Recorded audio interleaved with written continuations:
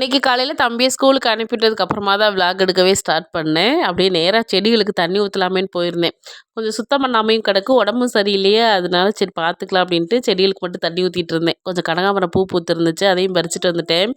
கீழ சும்மா ஒரு முருங்கை குச்சி கிடந்துச்சு. அத எடுத்து நட்டு வச்சா அது அழகா தழைஞ்சு வருது. எவ்வளோ கீரை தழைஞ்சிருக்கு பார்த்தீங்களா? இல்ல சும்மா சொன்னேன். இது வந்து பக்கத்து வீட்ல இருந்து எடுத்தது. இப்பதான் தழைஞ்சு வருது. கண்டிப்பா அதுலயும் இது மாரி ஒரு நாள் எடுப்போம்ல. தொண்டை வலியா இருக்குன்னு சொல்லிட்டு பக்கத்து வீட்ல இருந்து எடுத்துட்டு வந்தேன். சூப் வச்சு குடிக்கலாம் அப்படின்னு. கொஞ்சம் குச்சியோட தான் ஆஞ்சு வச்சிருக்கேன். அதுக்கு முன்னாடி இந்த ஃப்ரிட்ஜ் எல்லாம் கிளீன் பண்ணணும். அதுக்கு முன்னாடி ஜெப்டோல காயெல்லாம் ஆர்டர் போட்டு வச்சுட்டேன். ஃப்ரிட்ஜை கிளீன் பண்ணா வந்தோடனே எடுத்து வைக்கலாம் அப்படின்ட்டு. நானும் கிளீன் பண்ணி முடிக்கிறேன். கரெக்டாக காயும் வந்துருச்சு. உட்காந்து ஒவ்வொரு காயா பார்த்து பார்த்து எடுத்து வச்சுட்டு இருந்தேன். எல்லாமே ஃப்ரெஷ்ஷாக தான் வரும். எந்த குறையும் இல்லை. இந்த டைம் கருவேப்பிலை தான் கொஞ்சம் வாடி போய் வந்துருந்துச்சு.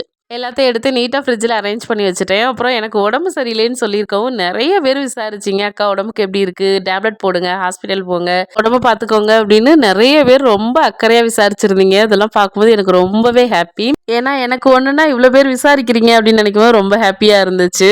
எல்லாருக்குமே ரொம்ப ரொம்ப தேங்க்ஸ்ப்பா. வீடியோ பிடிச்சா லைக் பண்ணிடுங்க. மீண்டும் சந்திப்போம். டாடா.